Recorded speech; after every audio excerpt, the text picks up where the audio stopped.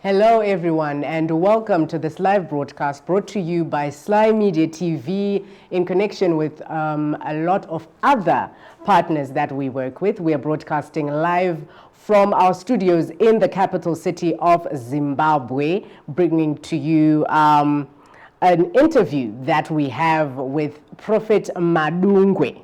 Prophet Madungwe, how are you? I'm okay by the grace of the Lord, and you? I'm very well, thank you, Prophet. I'm sure most people are acquainted with Prophet Madungwe, and for the benefit of those that are not, Prophet Madungwe has featured on a lot of social media platforms and has even featured in Jah Praiser's video. Hey, Prophet, you're making the rounds. Very famous, okay? Yeah, we can say Prophet is famous because when you're serving God, you are serving, you mingle with the people. That's true. The different people. Music, entertainment, politicians, all of them. You meet them, working with them. Yeah, no, that's good. And as you've heard, yes, he's mingling with people and everyone. Without taking much time, we want to know, probably for those that do not know you, who are just watching this and hearing from you for the first time, who is Prophet Madungwe or Prophet Daniel Remnant? Okay, let me explain who is Prophet Madungwe or Prophet Daniel Remnant. We see Prophet Madungwe is the founder of the church based in Harare called Remnant Desire of All Nations Ministry. I am the founder, ndinoitungamirira the church. So ndinoita basa raMwari, but ndinoita zvakawanda pabasa raMwari depending nokuti ndinoita chi, but ndinonyanya kushandisa two titles andinonyanya kushandisa a prophet and the heavenly army commander. Ndo titles angu andinonyanya kushandisa ndichita basa raMwari. Saka ndiri mufundisi, yes, vanhu vanozonditi a celebrity, but I'm a man of God, but semuna anoshanda nevanhu. I work with all the people, ma classes ese vaimbi, ma politicians machisaka vanhu vanozongondifarira vozongondilabel as a celebrity, but I'm a man of God. I'm filled with the Holy Spirit. I'm a leader of a church based in Harare. Well, that's good to know. And you mentioned your titles, Prophet. I'm sure everyone is acquainted with Prophet and all. But you mentioned another title that is Army Commander. Do you remember Defense Forces name, Prophet? All right, Prophet Madungwe, or we can say was graced by the Lord from the age of 4 years. Papa 4 years and I joined the heavenly army. So I joined at the age of 4 years and I started to see. So then my mom helped me. I got a lesser angelic.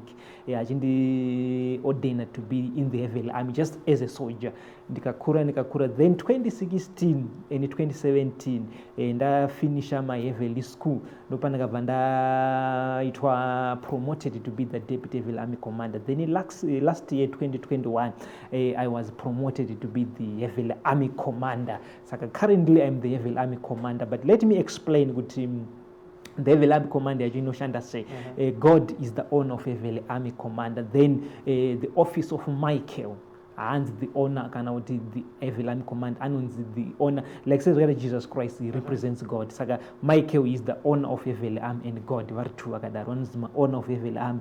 Taba ipapo tushikapana Prophet Madungwe with the heavenly army command. So our duties is to, we do not wrestle against the flesh and blood, but against the principality. So Basaredu is fighting in the spiritual realms, sending our angelic mabetu zedagamira say kunema threat in the kupi, protecting the Christian world and everything. So that's our duties as the heavenly army. So this post in the charamba until my day of death. As long as I remain the heavenly army commander. So Michael announced honor of heavenly army, then Mari honor of heavenly army, then Toshkapatil. But departments akawandisa heaven. Saka inindrimu heavenly army, kuna information department, pane nature department akawandisa.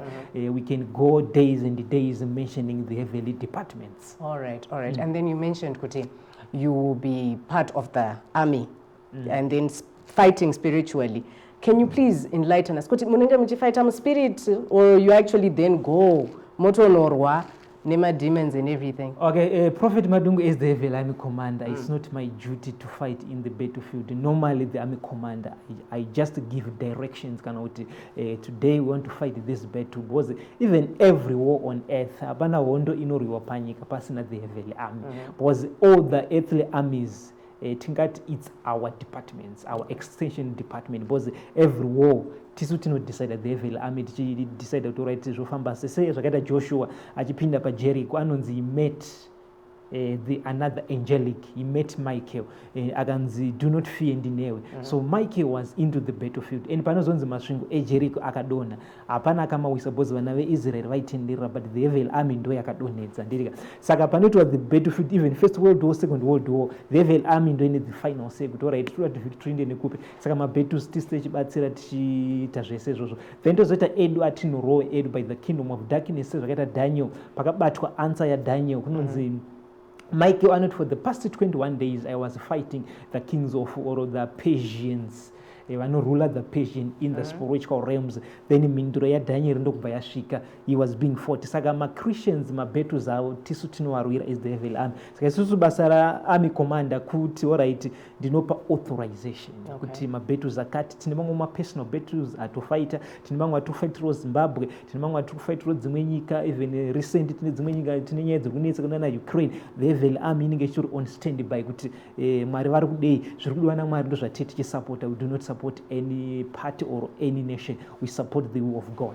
So that is how you then decide through God's command, yes, this is where I want this to go. The will of God. In the First World War, UK and in America, they were supposed to win, so the evil army supported that even in the Second World War. So that's how we operate. We are not biased.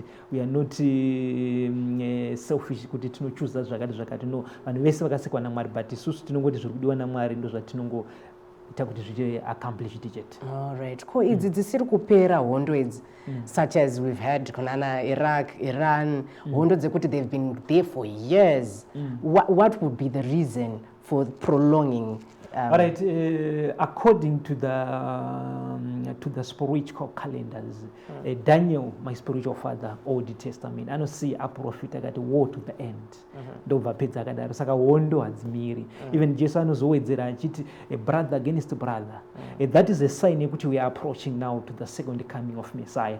Saying that with the army commander, because we are supporting to create the second coming of Jesus Christ. So the second coming of Jesus Christ, saka kunonzi nation against nation, brother against brother, saka ma wars, it's a sign that we are now approaching to the second coming of Jesus Christ. But zviri kuitika sezvo mabvunza kunana Iran nanani, tikabata the whole world tinoona kuti tese tiri vanhu vamwe chete. Abraham anobva kuIraq, which is Babylon, Old Testament. Genesis 11 inonzi Babylon, ndopatangira Babylon, ndo pane ma ruins eBabylon paIraq anditika.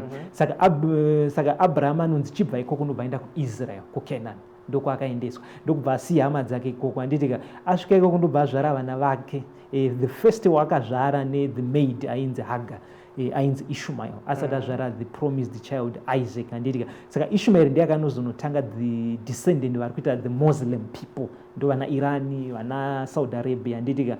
Then Isaac ndo akazotanga the Israelites, but vese vana vemunhu one. Saka those guys is brother and brother who is fighting each other. Saka zvakaita Joseph achifighta nemabrothers ake achizonotengeswa kuEgypt. Saka is brothers and brothers fighting one another. Because ava Ishmael ndo vari kuzviti Muslim varuzviti tisu tine the right anditika. Then but ane the right it's Isaac, the Israelites. Saka that is the war between them. Saka haisi kuzopera the war of Israel and the Middle East. Even mweta sanyika dzese we are fighting towards tichida kuIsrael anditika. Even mweta sana America they support ma Israelites, hondo dzavo dziri kusaidira ma Israelites, then wo dzimwe dzoenda kusaidira Iran. Saka tine zvinhu tu zviri kungofighta Isaac and Ishmael, ndo hondo dzatiri kurwa. But isusu as the heavenly army we side with the Isaac, because they're the promised child akanzi Abraham na Sarah. But ava futi tiri kuti ndevedu tisakavasika. But watakapa pakapiwa Isaac, but ava futi ndevaMwari, the Muslim. All right, no, we understand that. And you mentioned tumbo dzoka mbichana to people getting to know you personally. We understand kuti probably you cannot separate the spiritual from the life that you've had here on earth. Saka tingade kunzwisisa kuti you mentioned you went to heavenly school. Ko kuchikoro chaiko did you go to primary, did you go to secondary, did you go to high school? Like chimbotudzai about that part of your life. Okay, Prophet Madungwe grew up in Shurugwi. Okay.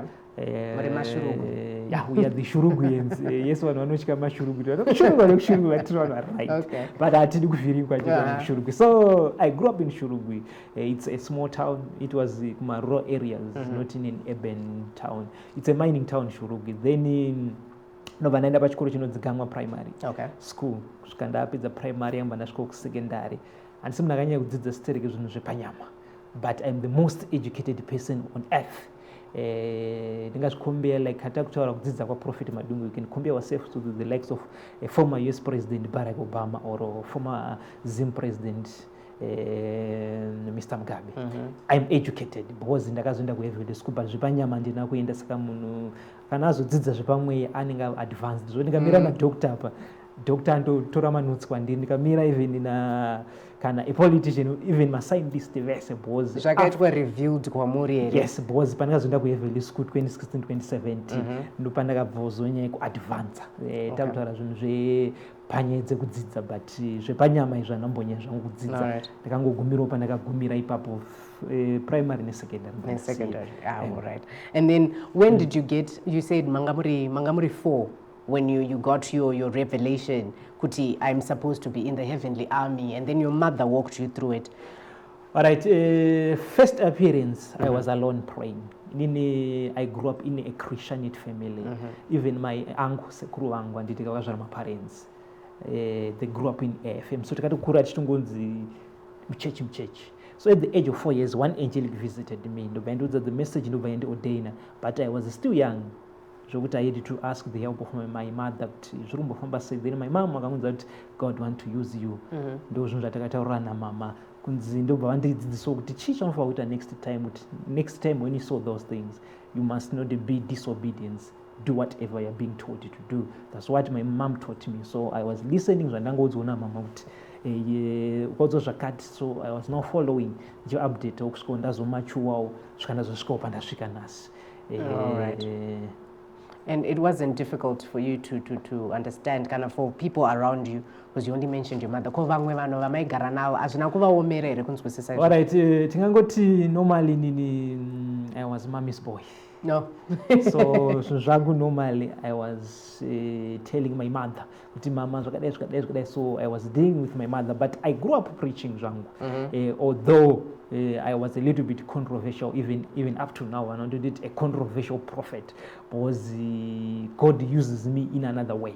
Right. It is so different with other people because we have so many Pharisees and Sadducees. My church is the Pharisees and Sadducees because they proclaim that they know God, but tikachiwadza zvamazvo vachiwanoti hazvisizvo kuti sezvaita Jesu achinetswa nemaPharisees and the Sadducees. So munhu ane the current season ndiye ari kunzwa Mwari, noti vamwe vese panguva yaJesu maPharisees nemaSadducees vaishandisa the law, but wacho abva kuna Mwari direct, ndiye ari kutaura zvobva kuna Mwari. Sezvaita Prophet Madungwe totaura zvobva direct from God, noti zvekutheology zvinoitwa nemachechi ese atiri kuona nhasi nezvii direct from God. So you have the direct line. I see God direct. We chat, we sit down to taura na Mwari kuti up. Saka chamuri kufunga imimi kuti chiri kukanganisa vamwe vese ava from having that direct line or you having a direct line to the churches variko muchiudza kuti aiwa but Mwari vari kuti chakati chii chiri kuvadzivirira from accepting and moving with you in the same line? Alright, alright, let us go to the family setup. Let me explain using the parable. A family, we have the father, the mother, and the children. We say they submit. So spiritual, tinimuna ningari the head. Every generation in the head. Why? Marano dilani muni ndio the same Moses I don't know piomte mwandidi. Ndio Aaron was there, the prophet also, like Moses. But I took a name it was Moses, not everyone. So Panama one, I need the grace. I need the season, the current season. Because when I was saved, we need the Bible, no. Bible, it's a manual, not but the guidance, but the direct voice of God. So the direct voice of God it's Prophet Madungwe. So poor no timunwesa atara zvakasiyana neni, whether is an angel kana it's what ndiangani season panguva yake po Apostle Paul andika. So same ni time yatira andika. Ataura zviri different with Prophet Madungwe ana kubva kuna Mwari. Ari kuti Prophet Madungwe ari wrong, asina kutobva kuna Mwari because ndini ndine the season. Ndinoona Mwari wacho ndichiti Mwari vati zvakati because basa rangu it's rebuking. I'm not there to preach in the church. That's why most of the time I'm here going to church in it. I go the Sunday even because I'm speaking to the people kuti zvakati but tinge tichifamba ndichazotsanangura zvimwe zvinhu kuti zvizvi zvisiri kudiwa naMwari. Sezvo ndakaita December ndakati hakuna chinhu chinonzi Christmas, makarasika mese machechi muri kuzviita. Ndo zvandee ndichiita, that's the season kuti message iri kuti zvakati. Ndikati even Easter hakuna chinhu chinonzi Easter. Ndikatiko zvino machechi chite muchivhura because but takatine zvatoda kuzoexplaina kuti why tichizoti chivhurai. So ndine the season. Saka Mwari avaoni munhu wese, even president weZimbabwe haoni munhu wese, maministers ake ndo aanoona. Ozouya kwamuri handiti that's why muchita member of parliament kushavana anozoenda usika president wati zvakati nyika dzese handiti hakuna, even he is your president, the president, but makavaona here sofa kana kuvasheka ruoko? No.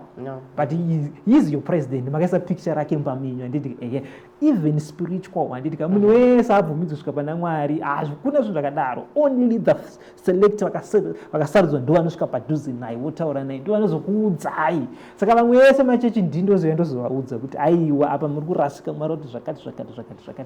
Okay. And so far pamuri kuti you have gone to you are supposed to go to the churches. Pane machurches amaapproacha here vakatambira shoko renyu ramakauya naro? Ndine machurches akawanda, like tine ma-allies edu, tine machurches mamwe kutoti every month vanotoda kunzwa kuti Mwari wati kudii. Asiri machurches edu. And I say like this platform, andimati with the various that anditika nevana munoshanda navo, titori machurches akawanda kutoti vanotomirira kuti ndapa ipi information, they notify their saints kuti prophet vati zvakati, muranda waMwari ati zvakati. Tine machurches akawanda toshanda navo. Privileged information here kana kuti it is open to everyone? Zvatinoita ndezvokuti it is a privilege to get it direct from here. Anditika then tinoshandisa maplatforms akawanda kuti message yatiri kuda isvike to the people, to the all people. Hakuna munhu asingazivi Prophet Madungwe, hakuna chiro chimwe chazvaura naso. They know there is Prophet Madungwe, the evil army commander in Zimbabwe. And tinogara tichitaura zvinhu zvaMwari almost every day, even pa social media, although mamwe platforms anozotaura like zvisizvo zvavo, like unotora picture raProphet otaga kutonyora zvimariteni zvinhu zvisiri izvo zvazvo, but almost every day Prophet vanenge vari vachitaura with the people. All right. So which churches do you work with? We cannot mention zvedu names evanhu for the sake of the privacy yevanhu. But isn't it into information here kuti everyone needs to get this information? So how then will we know kuti this church iri kuwirirana na Prophet Madungwe nditenda kune zvavanoda? Alright, kana muchiona kuti this church iri kuwirirana, it must first of all church ikaparidza prosperity automatically disqualify it. It's not a church, it's a business. Prosperity haibvumidzwi kuparidza, it's a business. Whether maita million muchiteverana, it's not a church. Okay. A church we preach. Vanapoa panapa kamuparidza zvimari kana zvimamaterials zoti ucharorwa chata borrowed deal. That's not Jesus Christ. Tinenge tichiri kutamba kana takuparidza Mwari toparidza vanhu siyai zvivi, vanhu ngati prepare second coming of Jesus Christ. Ndo inonzi preaching. Kana takuparidza zvelove, the Bible hapana pakambonzi ucharorwa uchagara kuborrowed deal, hapana vhesi yakadaro. So this business amuri kuti machechi asi machechi. That's why ndati machechi akanzi chimbovharai. Why? Because wristband anditika munhu anopiwa Jesu, kana wana Jesu wane zvese, you do not need a wristband kuti ikuchengete, because pastor wako ari kukupa the wristband anditika.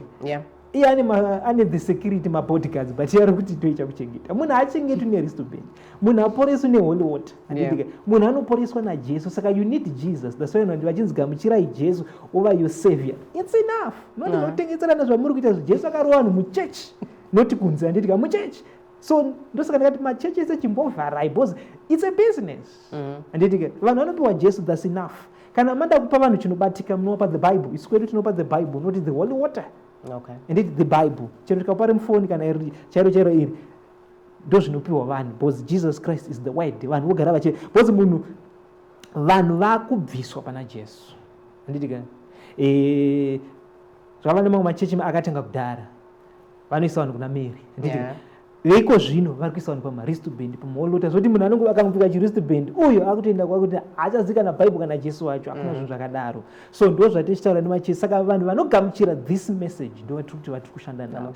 Veprosperity havasi kushandira Mwari. Musambofa manyeperana whether zvaitwa nani kana major prophet kana minor. Hakuna prosperity gospel kana kuti ime prosperity kuti mupfume pano. Hakuna. Jesu haana kutombosiya ati vanhu pfumai. Akasiya ati vanhu pfumai pamweya. Vanhu tinoda kuti vanhu vazivane. Yes, kupfuma hakuna kumboipa. Abraham was the richest man on earth, even Solomon. But chakaipa ndechekuti munhu oita rich asina Mwari. Hakuna zvinhu zvakadaro. We need munhu akapfuma ana Mwari. But vari ngosiya kuti ita mari chete zvapera. Munhu anenge ari mhombwe onzi ucharoorwa mangwana. Hakuna mhombwe inonzi asi Mwari because Mwari hakwanisi kukupa marriage chaiyo yabva kuna Mwari iwo uri mhombwe. Umwe munhu wamakapfekedza wristband atobva antori nemukadzi womunhu ipapo. Saka vane vachiita in line with us ndo vatiri kuti vabva kuna Mwari. Vamwe vese havana kubva kuna Mwari. Test all the spirits. Amwe asi machechi amoti machechi esai. Machechi chehapatomborinda tikatoda kumaverenga cheche machechi ka muZimbabwe tokunawana chero 10 apfuuri cheuche machechi hapatomborinda. Mabusiness zvawo angozara especially maprophets upcoming. Even kana kuma-old churches acho futi machechi cheo hapana. That's why tikamavhara December takuti chivhura. But kana vasiri kuita vachitadza kuita izvi ma-old churches acho asi kushandisa Holy Spirit. Hatingazomanimi nemazita nditika asi kushandisa Holy Spirit. Handitika mufundisi program inenge iri vanhu vachiziva kuti toda kuzobata zvakati muna November toparidza zvakati. Saka ese asi machechi kungonoungana vachita nyaya dzavo vodzoka zvavo. But kana yachechi chaiyo munhu afa uya neni preacher uya nenotebook asi preacher hakuna mufundisi ane nenotebook anyora manotsi basi hakuna Mwari akadaro. Mwari chaiyo unosvika sezvandiri kuita so ndiri kutaura direct from God, the voice of God. Ndokuti munhu akuparidza kwete zvimanotebook. Vamwe vari kutengeserana zvimaristband hapana kana machechi paya mabusiness chete ngatirege kunyeperana zvapera. Saka zvakazoita kuti muvati vachivhura what had you reconsidered because machechi haana kumbosiyana ka anga ariko muna December nearimo muna January or aripo izvezvi. What then made you reconsider kuti vachivhura? Alright, takataura muna December patakamati machechi ngambovhara because you celebrated Christmas. Christmas hazvinei Mwari. This is the Roman calendar atiri kushandisa.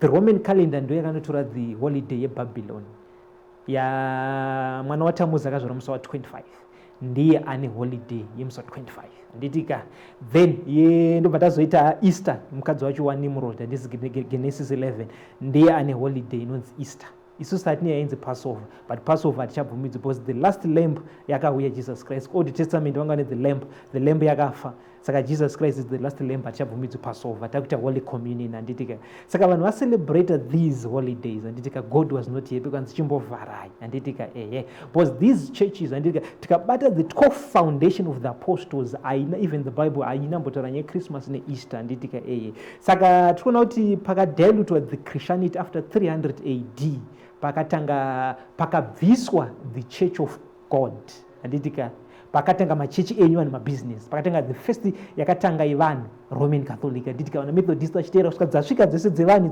hadzisi dzamwari dzese handitika because tine one church, the Church of Christ, vanhu vanoita kuda kwaJesu noti vanhu because mitemo yakazoiswa zvese nemachechi akatanga kubva kuCatholic kusvika pane dziripo mese murumisa mitemo inokusutai not in the Bible like yacho yemaEaster like yacho yemawristband yechisaka chimbovharai musiye the Babylon issue. Revelation inotaura ngoti Babylon kusvika yapera handitika iri kureva kuti muri kubuda kubva pane Christianity muchiinda kune zvinhu zvisinei naMwari. Saka kana vanhu vachibuda muBabylon iko zvino they are now allowed kubuda kuti vachivhura one hakuna zvana Christmas hakuna zvana Easter hakuna zvemawristband muchitengeserana machechi then mukachidaro mamita zviri kudiwa naMwari. Ndiri kutaura semuprofita because I am there to rebuke kuti vanhu apa marasika chidzokai pakati. All right. And then there's a question that has been posed here by Veggie Rice Mobaira. Arukuti, you see God directly. Sit with him and chat. Mukudi kuvaudza Mwari kuti Zimbabwe ngaichitinakirawo naye. All right. Makuseni when I was praying. before I come here. Because in everything I started to connect myself to heaven. And it is Zimbabwe, I fear naka. I will never lie to you, the Zimbabweans. Why? Because zvinhu Zimbabwe zvanyatsonaka. Tiri holeland tinobva pamberi paMwari. So the more tinoramba tichitinetsa, the more tinoramba tichitsvaka Mwari. Saka mukutambudzika perseverance ndo matinenge tichitsvaga Mwari. Yes, so that vanhu tinoramba tichinamata because this nation tikatarisa South Africa hatichaiverengi. South Africa yava Sodom neGomora. But Zimbabwe Mwari havasi kuda nayo because it's the holy land for the Gentiles. So Zimbabwe Mwari havafi vaisiya. Chibata nyema cultures edu handitika. Saka vanhu ngatiregei kuti zvinake panyama. Let us seek the Lord. Let us seek the Lord. Those are the words that are coming from Prophet Madungwe. Kuti, let us seek the Lord, because tough times, that is when we seek the Lord the most. And we thank you all that are watching. We're still continuing with the interview. We have numerous comments. We're just saying, Kuti rambai muchi share, keep following the pages, and just like the page that you are watching us from. That is just a reminder to like the page that you are watching us from. So, Prophet, you mentioned your names. You've got numerous titles. Can you please tell us about that? All right, let me explain my names and my titles. My name is Prophet T. Madungwe Talent Madungwe. I was ordained by God, that was 2010, to be in the office of a prophet. 4 years I joined the Velam as a soldier. Did you train one? 2016 I got the deputy Velam commander. 2021 I got the Velam commander. 2010 I was instructed to fast 40 days. Dobandaji was the title of a prophet. Dobandaji Prophet Talent Madungwe. Tatfambei 2021 dobandachipiwa a spiritual name. Says even in the Bible. Abraham akachinjwa zita akapewa rimwe. Jacob ainzi Jacob akazonzi Israel after he wrestled with God. So last year ndakapiwa rimwe futizve Prophet Daniel Remnant. Why ndakapiwa a spiritual name? Yes, physical name anditika rine zvarinorevawo anditika. Then spiritual name ndo ranichataura the meaning yaro anditika. The meaning of the word Daniel means God is my judge. Anditika. So that's why I'm doing Prophet Madungwe. I am not being judged by anyone on earth. I'm being judged by God. That's why I got that name. So my spiritual names aningani zvaningachirwa saka Prophet Madungwe. Chireveri munagati Prophet Madungwe is wrong. I will never be guilty because nini my judge is only God. So I have one judge. So even when I can criticize, I don't listen to that because I have one boss. And another judge because my judge is God only. God. So that's why Daniel. Then remnant, the remnants vasara vashoma varikuita the Christianity. That's why it is the remnants of the Christianity. But although Christianity payakatangira, or that word, it's not a biblical name. Apana panunzi, we are Christians in the Bible. We are the remnants of the brethren. And Christianity is a mockery. Kono I follow Christ. But we are brethren. We are saints. Those that know it and not we are Christians in Pentecost. Even Pentecost. Panunzi, the day of the Pentecost, they received the Holy Spirit. So as a mocker on audience, my Pentecost, no, we are not Pentecost, but it was a festival. Yeah, it was Old Testament. Saka van wakatunganza ma Pentecost, ma Christians, ma mockery names. We are saints and brethren. So ndo ma titles and shandisa the remnants of the brethren and vanoita the second coming of Jesus Christ, the remnants. So it knows the remnants, even the church knows the remnants. Then pa ma titles, prophet ndaitsanangura pandaitsanangura izvo. Then ngatichitsanangura ma spiritual names. Kana ndiri in the office of ndichita healing, then the spiritual doctor. Even doctor. Yeah, the doctor, the heavenly doctor, the heavenly doctor, Mr. Madungwe, which means the earthly doctors very past palm. So when the prophet no test one a doctor, no, and because test one earthly doctor, because he is my junior. Because anuporesa ndimwari tishuti noporesa the spiritual world. Saka my physical doctors very past palm. Saka kanda kuporesa munhu ndichina matira munhu zve healing ndirunzi the doctor, the heavenly doctor. so ndipano yematitles akasiyana. Even Jesus Christ ainzi the lamp, the bright morning star, aishandisa matitles akasiyana nekuti nezvaari kuita. Then kanda kupinda mabattles angu, spiritual battles, then the heavenly army command. Then kanda kupindira politics dzenyika dzese, hakuna kwatisingapindiri politics yeAmerica, yeZimbabwe, yechi ndinenge chinzi the world president, kana kuti the heavenly lawyer, kana nchida kumiririra the unprivileged, the fatherless, the motherless, kana those who are not the vasingakwanisi kutaura, the voiceless, ndendiri the lawyer, the heavenly lawyer. So ndo matitles andinoshandisa, the president, the heavenly army commander, kana ya doctor, ndo ati tichishandisa, ndo matitles angu yayo. Then pane inozonzi the remnant president. The remnant president ndingorwa kuti ndini mkuru with the remnants. Munhu kana ari kuIran, munhu ari kupi, saka pakushanda president, remnant president, avasiri muZimbabwe chete, takurova maboundaries. Ndikangokrosa Zimbabwean border, ndava the president of the remnant, spiritual remnant president. Why doesn't it apply when you're still in Zimbabwe? Alright, apo tikura kuti it's now because my remnants are in Zimbabwe only. Title yoyo aishandi nemaborders. Ukangocross a border kuti another person, a remnant, ari South Africa, title saka wakutonzi. So you are the president remnant? Yes. Of vese vari ikoko. All of them? Yes, spiritual wavo kuti they report to us. Okay. Vese vanotevera the remnants end time. All right. And who gave you these names? All right, these names I was given by God direct. Pandechiti ndamboona Mwari, ndambosangana nemusharukwa, ndambodii, ndo patinenge chitaura. But let me explain. Mwari vanooneka sei. Ini Mwari ndakaona nenzira 3. But yandakatanga naye the first one, not the second one. Ndakangoishandisa muna 2016 chat. Yandonyanya kushandisa number 2 ndichaitsanangura. Third one ndinoshandisa kana ndiri busy. So the first one ndakashandisa musi 1 January 2016 na 20 January. Yakazonetsa nevanhu, vanhu vakazonditanisha, media yakazodiya, nditi ndichatsanangura nyaya yacho. Prophet Madungwe was fasting and praying. Then I was transfigured, being changed from physical body to spiritual body. So zvakaita Jesu achimuka pa resurrection, anga kune imwe body yaipinda pamadziro, even my disciples vakazvivarira, angelic body. So I was changed, but zvakaitika ruviri chete. Pamwe pese hazvinazombodzokorodzeka zvakare. Muna 2016 ndo pandakapinda true transfiguration in heaven, even kuona Mwari direct on earth. Then vanhu vakazonditanisha 2016 vachiti paitwa zvana bribe, paitwa zvanani anambodaro. We are distancing ourselves from that fake news. Ini ndakati the Lord appeared, beef was brought and it was sacrificed. Sacrifice kupisa, not a bribe. So vanhu vakabva vatora sokuti zvinhu zvepanyama paitwa mafaro, no, takati it was sacrificed. Okay. Sacrifice nebride zvakangotifananira. All right. So it's like what happened in the Old Testament. Yes. Pekuti paiunzwa pana Abel na Cain, yes, paiunzwa nyama yonzi yopiswa. That's okay. a sacrifice. Right. Saka munhu akazvinzwa munhu nyama anobva ati bride. It's not a bride. Inonzi sacrifice. So we sacrificed. So the reporters vakaripota zvisizvo, and we are not responsible for that because it's fake news. And so why takadaro?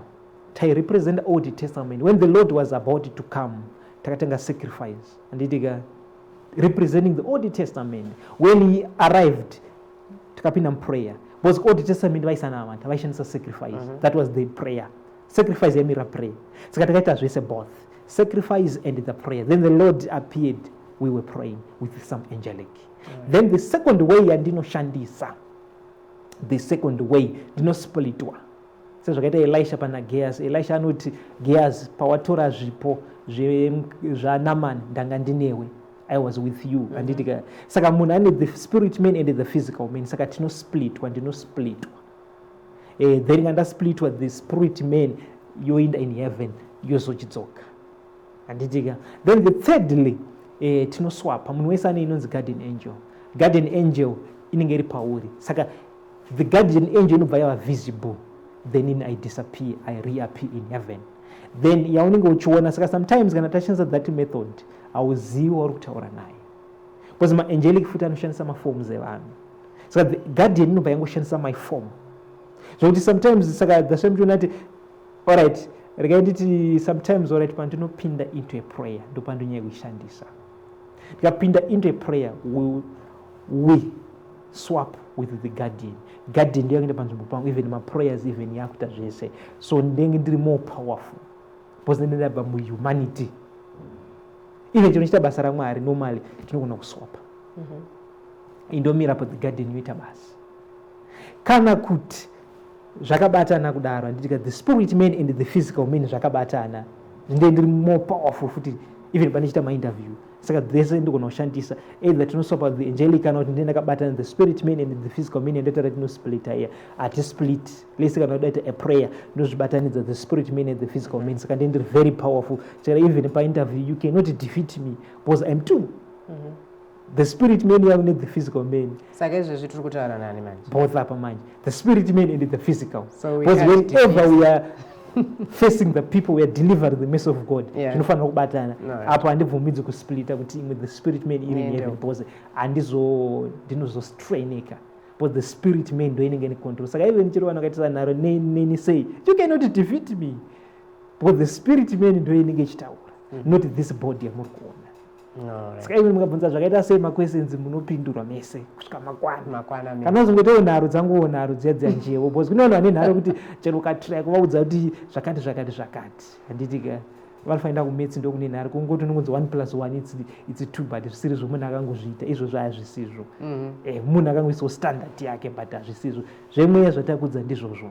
All right. And then you mentioned that when you're using the second method, spirit yenyu ndo painobva muviri and then it goes into heaven. Munenge muri kupi pazvinenge zvichiitika izvo? Alright, normally zvinoitika ndiri holy places angu.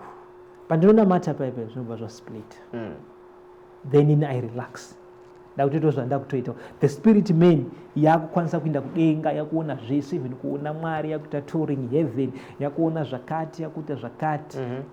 Ndo zvatinoita izvozvo but zvinoitika ndiri holy places. And you have specific places. I am a holy. Does it apply to only you or to other people kuti this is their own holy place, this is yours? Alright, nzvimbo dzakasiyana. Tine nzvimbo dzedu. But inini as a holy person ndokwanisa kuita holy place. Pandiri it's a holy place. Chero ndiri mubhazi ndikati ndauda kutonamata ndauda kuti zvinhu zvemweya zviitike.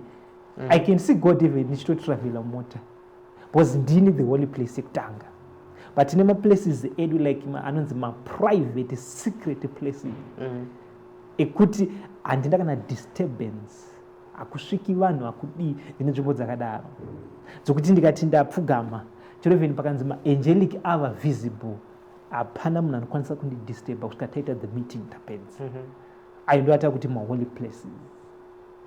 Secret private places like ya 2016 kana munhu akakwanisa kuziva kuti zvakaitikira papi.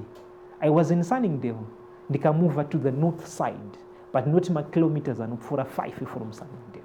We have another holy place there. Alright, tongoti ni airport tine another holy place yedu iri papo ni airport road tine another holy place tangomenshina one.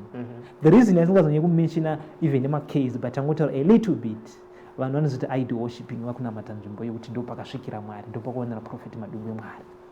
Saka hatizonye kupa more specific but kana uchifamba naProphet they know the places acho and ukasvika dzati place inenge ine presence yaMwari and angelic they monitor, they protect those places. All right. I want to know Prophet. Thank you very much. Would like to mention and thank you for watching and staying tuned with us. We see Vicky Makumbe is also present online and watching. Leo Tigere, Nometa Kerekeza, Beverly Bindu, amongst many other people. Thank you for watching and for staying tuned. Also remember, if you have questions for Prophet Madungwe, you're open to send them on our chat on the comment section and they will be directed to the Prophet. I think we're okay to take a break now, and when we come back we get into the latest of what Prophet Madungwe has posted and what the Lord has spoken to him about. Stay tuned.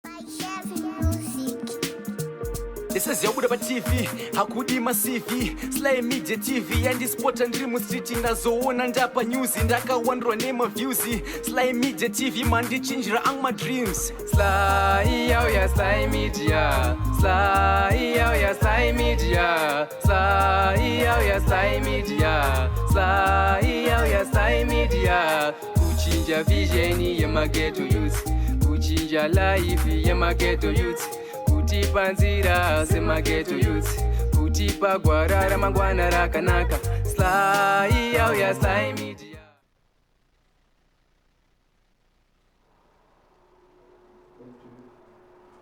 Welcome everyone, welcome back, and thank you for staying tuned with us. We are broadcasting live from our studios in the capital city. I'm with SlyMedia TV, and with me today is Prophet Madungwe, Remnant Daniel. Prophet Daniel Remnant. Or Prophet T. Madungwe. Or Prophet T. I Madungwe. use both of them.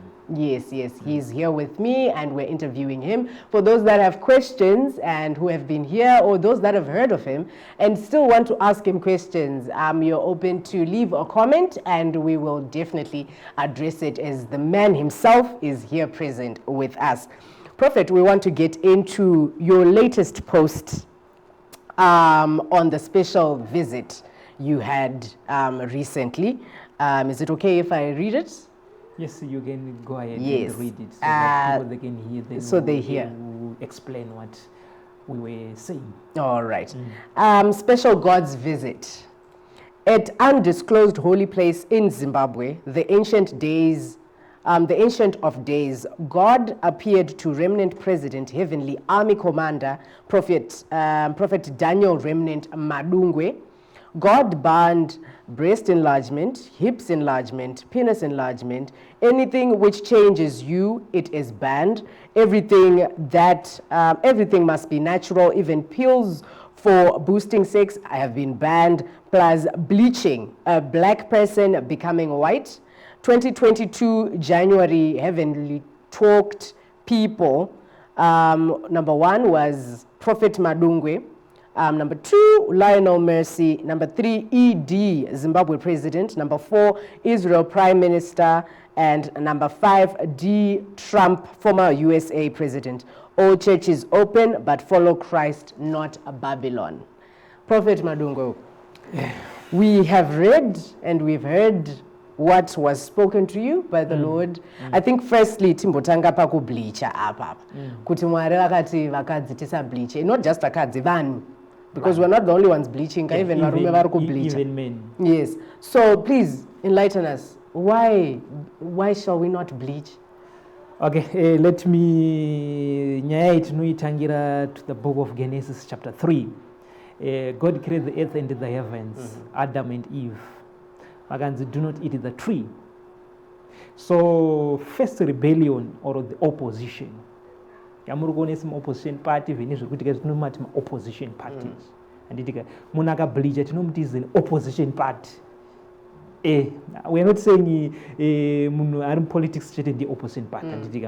So we are banning all the oppositions. Politics, we are banning all the opposition. So the war started in heaven when Satan rebelled against us. And then tikamudzinga kudenga tikamisapanyika tikabvisa the problem. So now we want to eliminate also my opposition panyika. Saka Satan akabvisa kudenga ndokubva uya panyika. Anditika saka takuda ku eliminate also the opposition pa humanity. So when the Lord appeared to me, ndokwatakatangira ikoko kuti chi chinombonza an opposition party. Unoona ngori an opposition party not owned by a person. Okay. Saka even munaka bleach it is an opposition party against God. But it's not true, the devil and God. Saka aenda kusaidira Satan, bleaching is for the devil. What in opposition to us, you are now a threat to us. Saka opposition to not Satan donzo rake kudenga aida kuchinja the structure of heaven, and he was removed quickly. But panyika paka kandwa ana kuzobviswa ndokubva achinja zvazviri panyika. So Adam anosvika ndobva ashanyirwa naEve ndokubva Satan achinja ndokubva vabva pamberi paMwari handitika saka vanhu is still doing that so Satan achiri kubata vanhu handitika even pamuona vachinzi nyika yava neopposition party Satan anonobata umwe munhu handitika isusu takabhana maopposition ese we need one state party nyika dzese whether muZimbabwe kuAmerica whether kupi one state party saka yellow haipo kapa nai Prophet because tinoona kuti panonzi opposition handitika zvinoita disorder handitika like the Chinese we like their rule handitika one voice one command even heavenly army kuna Mwari takabvisa Satan hatitodi opposition isusu kwatiri zvataura naMwari ndo zvatinoita handitika saka Adam naEve vafurirwa kudaro vachitora the opposition of the devil handitika now ndo maopposition ese ari panapa panyika saka maopposition parties akawandisa vari kubleacha futi maopposition party because now Mwari vachisika vari kuda the original Satan is a fake so fake is associated even one of my fake phone ari kugadzirwa kana zvese zviri fake zvakalinga to the devil because fake is original it's God fake is it's Satan even my angelic pane light and darkness so ese fake saka chese chiri fake is not connected to God because God likes original saka now my opposition parties akawandisa so first one rikaita tsanangure bleaching Mwari vanoda natural chinhu chiri natural chakasikwa sezvachiri munhu akasikwa kana ukasvika uri mutema please be black ndo iri kudiwa naMwari and Mwari God has the purpose yekusikira munhu ari black handitika and hatina a white person zvoti vanhu you want to be a white tine brown we do not have a white person on earth we have brown and black full stop hakuna a white person bvudzi remunhu ndo ringatozoita white maybe ukazotonorwa nechando wakutry kuita white like the Russians because vakuenda to the weather yed snow makuenda to that but they are not white they are brown ndoda kunyatsonzwisisa pamataura matuzvani we just have brown and black are you talking about complexion yedu sevanhu vatema or generally because kunozoita varungu saka mukazodaro tentakunzwisisa kuti muri kuti hakuna arunze a white person is a brown person so the white people are black are brown people not they are no white there is no white person on earth yeah, can you please explain that further? Alright, chinonzi white person. You must be white from here to the top. Ukamecha that chinonzi white person. But ukaita kandevu ke white does not mean you are white. Ukaita bvudzi reka white does not mean you are white. Kana bvudzi re white. And even the skin zvese must be white. Ndononzi white person. Atina munhu akadaro. That's angelic body. Saka atina. Saka God does not like kuchinjwa kwezvinhu zvinhu ngazvirambe sezvazvanga zviri vakasikwa vari vatema ngavave vatema I like musong yakaimbwa naJapraise ndakambomuficha changu Japraise inonzi munhu mutema ucharamba uri mutema handitika Mwari havatodi it's a sin for bleaching because one it's a mockery to God uri kuti zvakaitwa naMwari vakatadza kusika uri kuti zvavakandisika ndiri hazvisizvo Mwari vakatadza pane pavakatadza handitika rega ndizvikwenenzvere ndizviite a white person or ameno brown zvauri kuda handitika saka bleaching when the Lord appeared to the prophet in the month of January achinopera Mwari vakati handidi maopposition akadaro ari kuchinja zvinhu because opposition chairi kuya kuchinja zviripo zvisingadiwi naMwari Satan akatrada kuchinja the heavenly standard saka ese vanhu vari kuita zvese they are influenced by the devil bleaching haina kubva kwatiri isusu kuna Mwari tichazoneibata tapedza zvese zvakabhaniwa kuti why zvakabhaniwa zvinhu izvi alright what else was banned saka bleaching munhu haabvumidzi kuchinja zvauri handitika yes ganda chokutanga handitika ganda haribvumidzi kuchinja kuti munhu uchiva uchinja you must remain sezvauri handitika then chimwe chakabhanwa it's breast enlargement so bleaching varume nevakadzi vese variko handitika varume nevakadzi vari kubleach especially pafana vechidika vari kubleach handitika then secondly breast enlargement ndeyevakadzi varume havako handitika zvokuti uda kuti mabreast ako maybe madiki nganditi kudzei handitika hazvibvumidzwi it's a sin straight hell bleaching is a straight hell breast enlargement it's straight hell because was kutuka Mwari. Wangofane munhu aroora murume nemurume. Uri kuti Mwari akasika a woman for you. Iwe kuti I want a man. Zvese izvozvo hazvisi kubva kuna Mwari. It's an opposition. Yatiri kuti haifaniri kunge ichito exista, especially kune munhu anonamata abvumidzi breast enlargement, bleaching kana zvana gay. Handitika. Saka munhu anonamata abvumidzwi kukudza his chest. Maybe udati mukoma kuda maybe udafadza mukomana wako. No, we do not please. Those are the standard for the devil. Handitika. Satani paakadonha kudenga akabva neinformation yeheaven. Saka is countering achibvisa vanhu pana Mwari neizvozvo. Because munhu ableacher haasi kuzviitira for God. Ari kutopinda musini. Munhu aisa breast enlargement ari kutoenda kusini. Saka kana wakableacher, please chitombozvisiya. Kana waka-enlarge the breast, you must also unofanirwa kuzvisiya. Then handed to the third one, chakaitwa band again. Breast and hips chinhu chimwe chete. Handitika kuvakadzi. Tichazotsanangura kuti why zvakabhaniwa katapedza zvakabhaniwa zvese. Handitika. So mabreast zvese nemahips haabvumidzwi kuita enlargement. Zviri kuitwa kuna America. Toona kuti Satan akabata nyika yeAmerica. Abata nyika yeAmerica ndo yakatanga nezvinhu zviya. But America does not save God. Sasa ndataura kuti Zimbabwe is a holy land. Ichiri kuseva Mwari. Mavalues edu hatina zvinhu zvebleaching.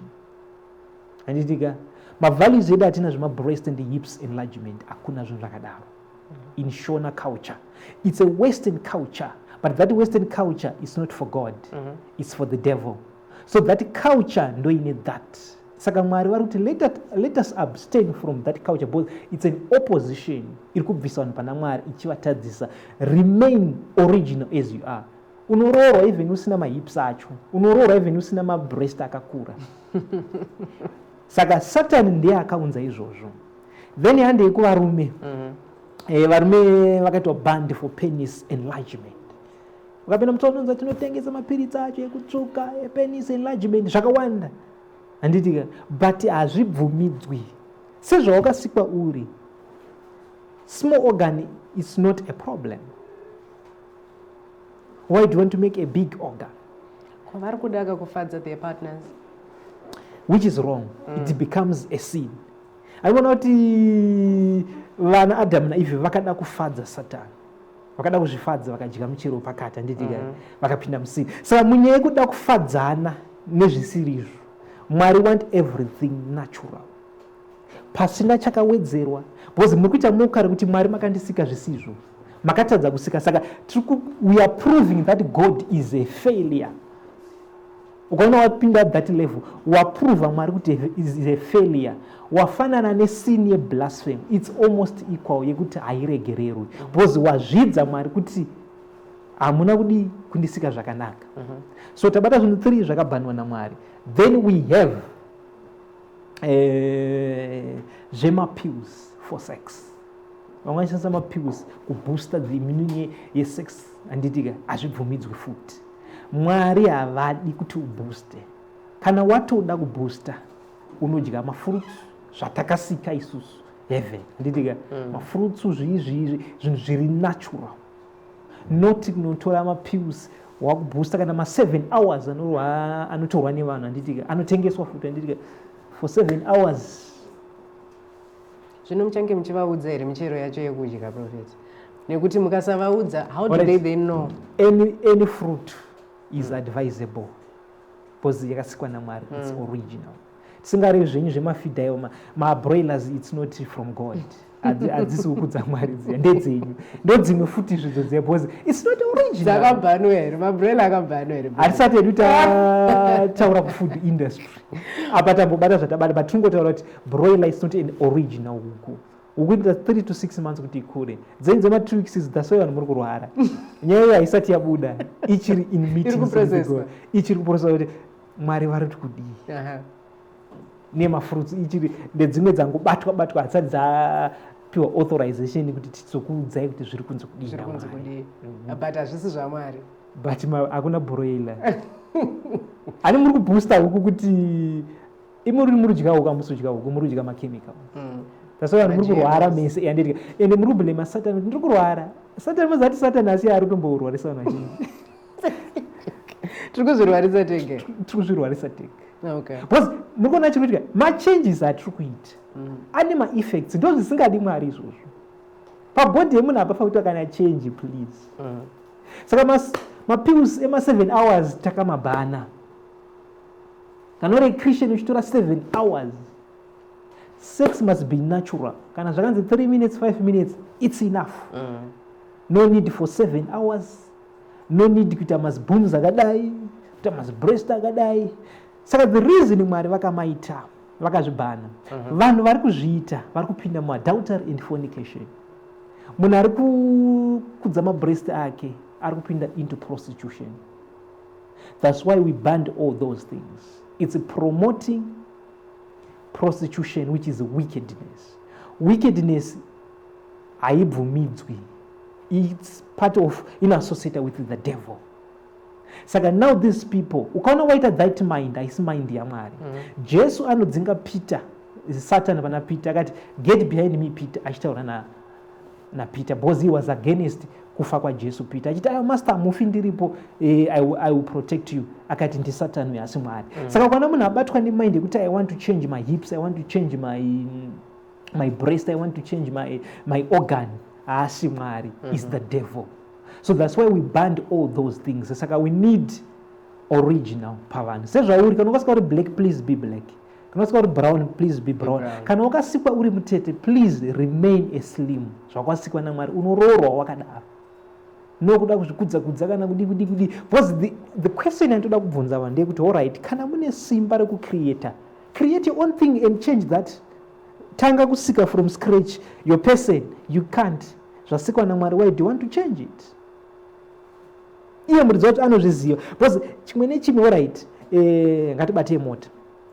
Truck rakagadzirwa ine design kuti rishande zvakadai handiti mota diki it's a family car inotakura vanhu. Bhazi rotakura 50 handiti but urikutira kuti kamota kadiki diki kangwana vanhu 5 kaunda 50 kangwana vanhu 50 vanhu muchikashika handiti ndozviri kuita vanhu handiti muri kupa pressure to your body handiti macells enyaya anenge akatosikwa akatodaro for a small body then wakuzviti manje saka you are destroying your body even a lifespan yako hakuna kwachatoenda because the moment yatodaro yawatochinja macells ako aya handitika ari mukati akasikwa naMwari ari original handitika ato expandwa andimozachinjika expandwa kana soka achisina kusimba because chabva panzvimbo pacho vanhu vakutorwara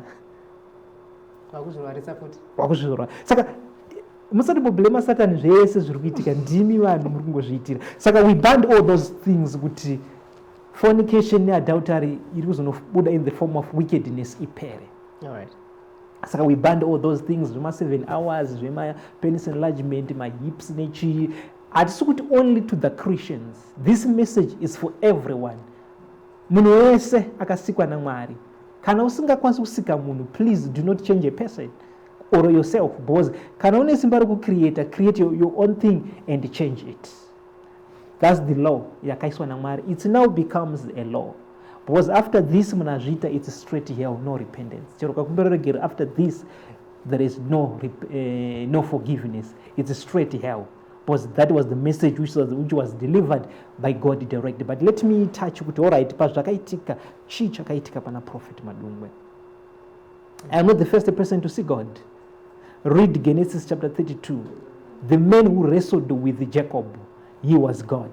Panonzi na Jacob ndakarwa nemutumwa, but iye kuzasi kuvanopera that chapter 32 verse ya 30 panonzi I saw God face to face and I was spared and so the invisible ndandiri prayer room young he become visible tikachitaura naye the ancient of days. Okay.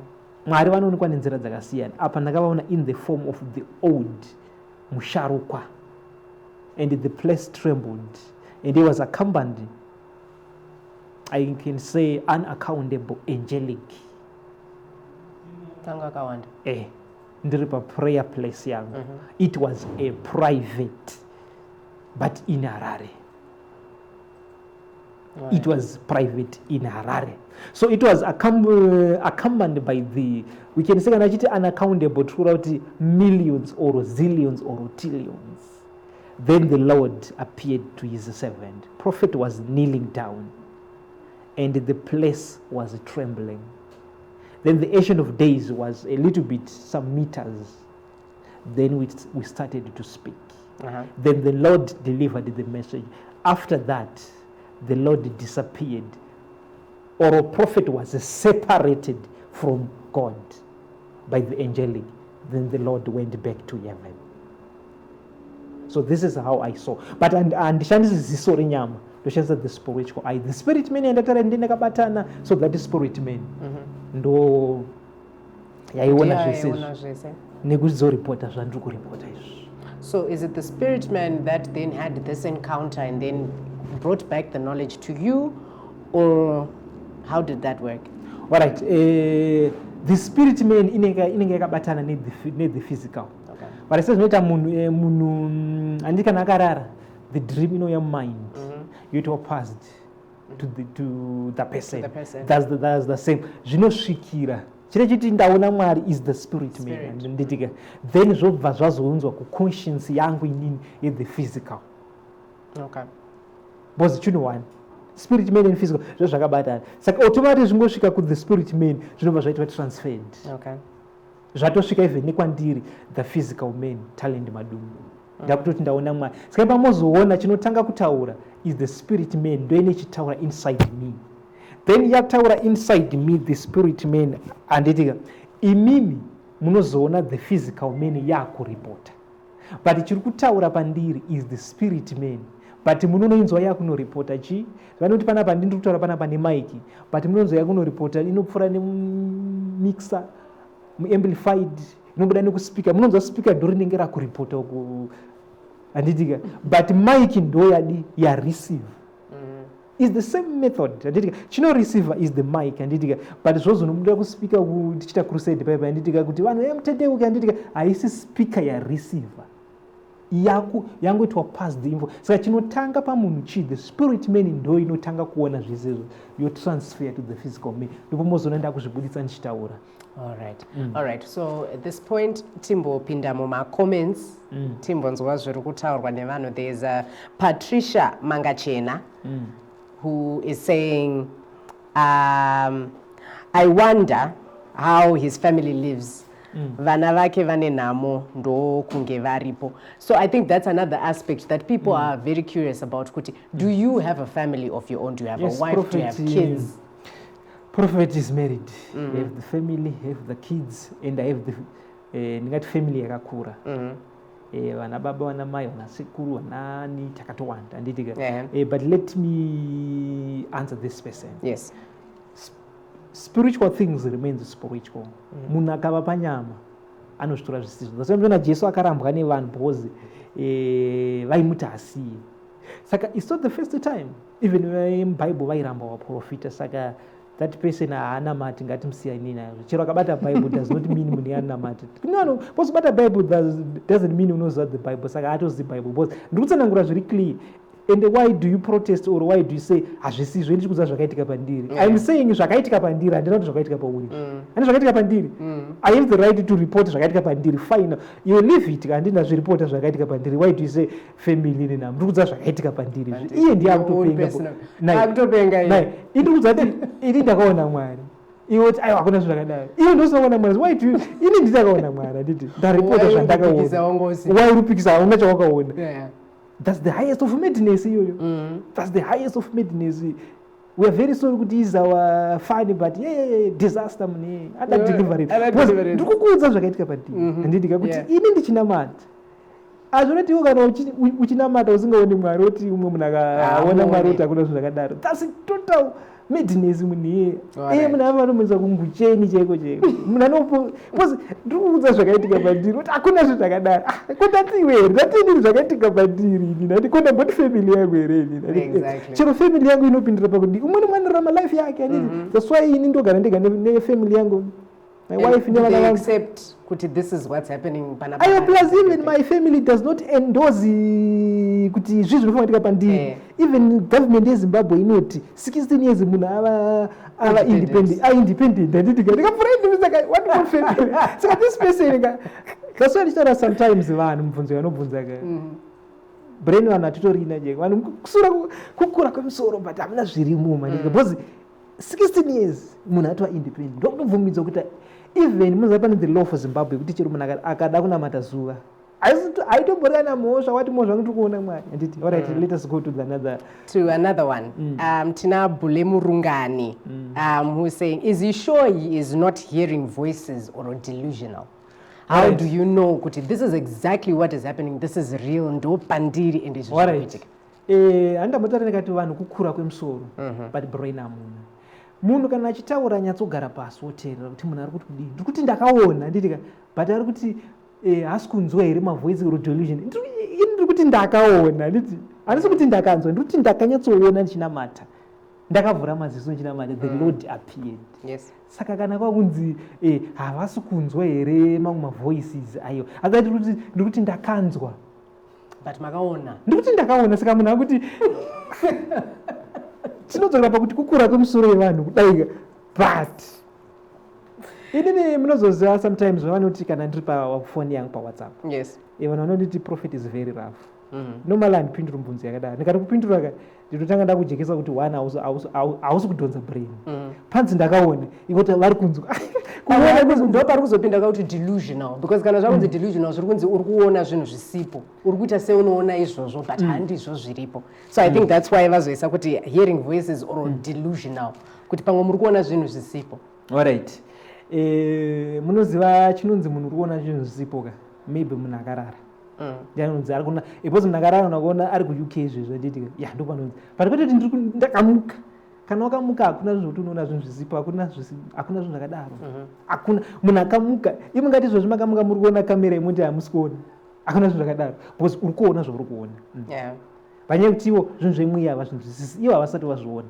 Munoziva kuti zvinhu zvemweya zvine malevels. All right, let us go to another question. Another question is coming from Daniel. Ndisazitaka Daniel Mbaiwa. Who is asking kuti tibvunzireiwo about ZANU-PF ichasvika kupi ichitonga ngaatibvunzirewo kuna Mwari. All right, vanhu they are worried about too much about matongero enyika, but let me give a clue. All right, ngatibatei Bible. Israel, David was chosen only. And ZANU-PF yakakurwirai ikakudeliver from all right, vakakusunungurai anditika. After that, hakuna munhu akazopinda futi vavangoti mwana waDavid ndiye akutonzi tonga mwana wani. ZANU-PF ndiye yakakurwira regai tonge ndo yakarwa. Ima hamuna kurwa vanhu. David ndiye akaitwa mambo vana vake vakabvanzi chitonga kusvika vafa. Even nesuwo toda zvinetserei ndo vakarwa hondo regai vatonge nditika saka there is no need kuti dai vazotonga kusvika pa ivo ndo vakarwa vachiziva kuti vada kutonga kusvika papi saka vasiye zvevatongi ndo vakarwa hondo nditika because David ndiye akangotwa mambo hakuna kuzombonzi umwe munhu achachuzwa futi panga pangonzi mwana waDavid ngaapinde and Israel never complained saka why Zimbabweans are you complaining regai vatonge ndo vakarwa hondo regai vatonge andizosvika kuti David vana vake vaingotonga kana usina blood raDavid waisada kana kuonekwa pachinzvimbo saka it's true yes. Saka we must not be focused too much. I think this is the last question that we're taking from Doubt De Wachimonyo. Arukuti, can you describe how God looks? I think iyi question ine munhu wese kuti tudonyatsoziva kuti sezvo muri kuti makavaona. Is it something yekutoti munondoona face kana kuti munotoona something? How does he look? Right, what do you feel? God is the body. He has the body. Yes. Okay. But the difference iripo ndekuti zvavano tukatora Samsung original nefake. Zvakada kufanana zvakasiyana. Mabody edu ndo anongoshandiswa with the angelic, but vanoshandisa iri advanced. Okay. But ma-features ekuti gumbo, ruoko zvakafanana. But ivo ndo ma-white people. And achimbotaura aya the white people. But the white not color yenyu zve. Ma-colors edakasa inonzi white yavo. That brightness like yezuva kupenya ndo white yatukurira not white yenyu yamunoona yepanyika yamajaira no that's not white yatukurira nditika saka tinovati is crystal color and when mvura Yeah. it's colorless ndo white yatukure yemvura Saka he's invisible. yeah He's invisible, but you can see him yes he's invisible and visible both at the same time. yes zvakaita mvura zvekuti kamwe ka white kakatosiyana ne white iri yatoona nditi transparent imwe. That's how the Yeah, and maybe I think I'm just going to ask another question bonus for the benefit of vanhu. Pane vanhu vanopikisa vachiti mwari mukadzi, mwari murume. I think semunhu wekuti you have seen him and we have you here on earth. Maybe you can give us kuti does he have a gender or does she have like kuti mutibatsiro ipapo prophet because vanhu vari kuya nematheory akawanda. All right, let us create a man on our own image. It was one person, man. And there is no all right, a woman is not an original person. Okay. A man is original person. Ndiakasikwa uyakazobvisiwa from. The same way women the weaker is to men because they're not original. Prophet. No, mira ini andakabviswa imbabvu kapozi Zimbabwe. All right. Amunati munhu anofanira kukwana akakwana. Saka mukadzi imbabvu chete nditika. Saka mbabvu is not strong enough. Mukadzi imbabvu. Okay. Imbabvu nditika akabviswa murume saka is not strong, saka is not original. Okay. Ndo zvandikurira. Not kuti they are fake people, no. Utrikora the originality nditika. Saka the man was Adam, so God does not use gender. Does not use gender. Is just like a man. No, that's okay. We thank you very much, Prophet. To ask further questions or just get in touch with you so that, you know, all right. How do they do that? This is kweda tipi maristubent olowota. Tinopa munhu Bible, topa munhu Jesu. Okay. Yes. Saka kwa kuchechi kwedu tunoita ma one on one kana uchida one on one. Tinonzi one on one. Kuona munhu wa Mwari. Although pane spiritual principle inonzi you do not see men of God empty-handed. But ukaona price of price kuti ona munhu wa Mwari ne 50 years. It's now a business. It's no longer. Yes, that principle it is in the Bible. Even Mwari vachida nyika vanakuye empty-handed. So it's notion that principle you do not see the man of God empty-handed. Unoya with your seed at seed, all right, with your spiritual gift and you do not see, but at charge is also good. Gona munhu wa Mwari one on one 50 years and saka ndogona kuya ne beef whatever chawada umwana not any motor umwana kana neimba kana nestimbe makanenda kure prophet koma ndikudzika spiritual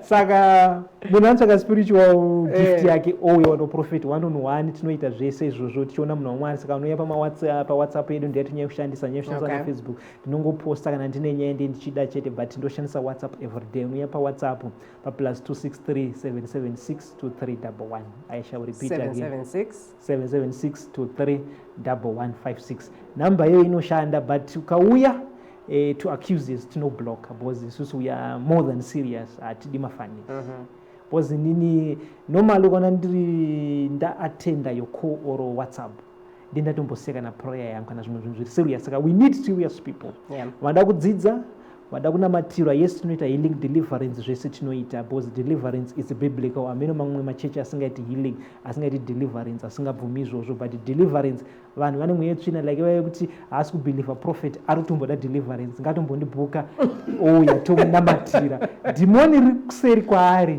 riri kuda kuti aende kugehena riri kuda kuti asabhilivha kuti kune munhu akaona Mwari ari kuda kumusunungura ndo ratiri kuda kubvisa saka vanhu vese vari kuaccuse prophet ndo vanotonyanya kutoda especially vanhasi kuti uyai ndikudhilivhe ndikakudhilivhai munotenga kutaura zvine musoro because havasi kutaura zvine musoro pana satani ari pavari todambodzinga satani saka these guys vasiri kunzwisisa muri kutotomboda deliverance yakasimba strong deliverance and tinokuita that deliverance 24 hours prophet is available vanongoya pa WhatsApp yatataura tobva tavabatsira aiwa tinokutendai prophet mazvinzwira aiwa tinotenda imi vasiri kutenda muna prophet endai kunoitwa deliverance. He's open and he's shared his contacts. Get in touch with him and thank you for watching and for staying with us throughout the show.